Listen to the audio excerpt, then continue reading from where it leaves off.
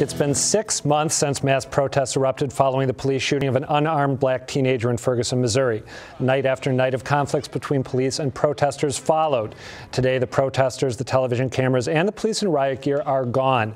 Washington Post reporter Wesley Lowery recently returned to the region to see what's changed, and he joins me now. Wesley, welcome back to Boston. Thanks for having me. I appreciate it. So I want to start by asking you to look ahead and to speculate about 5 years from now or 10 years from now. What will the legacy of Ferguson be? Huge question. It's a large question. I think that we're always going to. There's always going to be a black spot kind of around Ferguson. The way we think of Watts, the way we think of Selma, the way we think of Birmingham. We're always going to have that issue. But I think one of the things, if you look at both, there's a commission in Missouri, a state-level commission, as well as a White House task force examining policing. In this country, we haven't had broad policing reform in decades, in 2 full decades. We haven't seen any legislation pass through Congress. We haven't seen broad types of changes in terms of how law enforcement interacts with communities. And I think there's a lot of room for that to be what some of the legacy here is. The institutions have been set up, like I said, through the White House and as well through this commission in Missouri. I think we will see some actual policy changes with heft that come not only through Ferguson but also through these other protests. So as we mentioned, you went back recently for the Post to Ferguson to sort of see how it felt right now. Let's take a brief look at some of the work you did. In many ways, the quick trip best represents Ferguson's 6-month journey. It was overcome by violence, then played a reluctant host to the birth of a national movement. And now, it's quiet, scarred, and its future unresolved. The gas station hasn't come back, and it remains unclear if it ever will.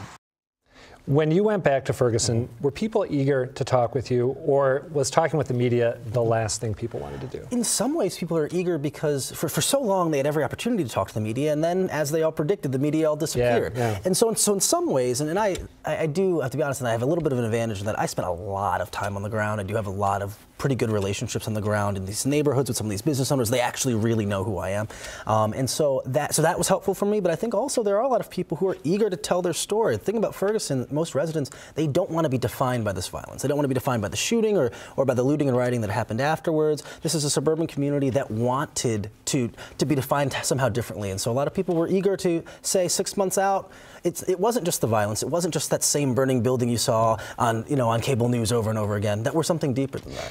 You, of course, famously became part of the story when you were detained by police inside a McDonald's in Ferguson. You were later released, and among other things, sparred about your detention with Joe Scarborough going back and forth.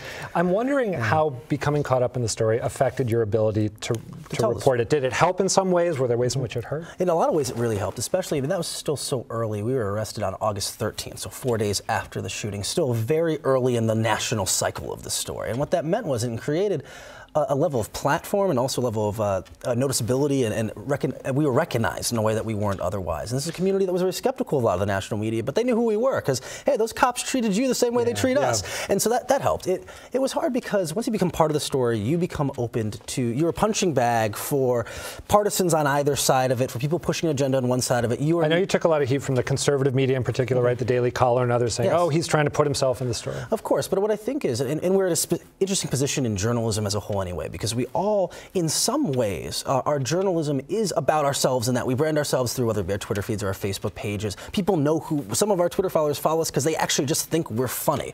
They enjoy our interactions or how we interact. And so in some ways, we're more of the story than we ever have been before.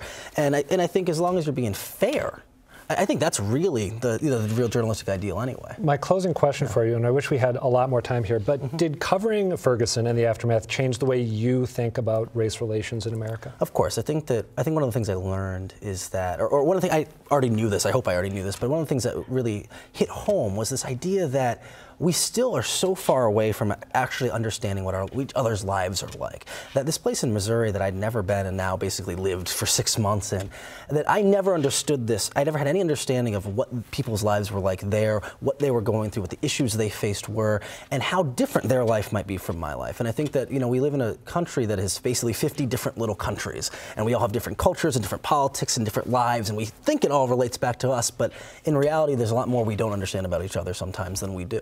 All right, Wesley Lowery, thank you for being here. Of course, and again, welcome back.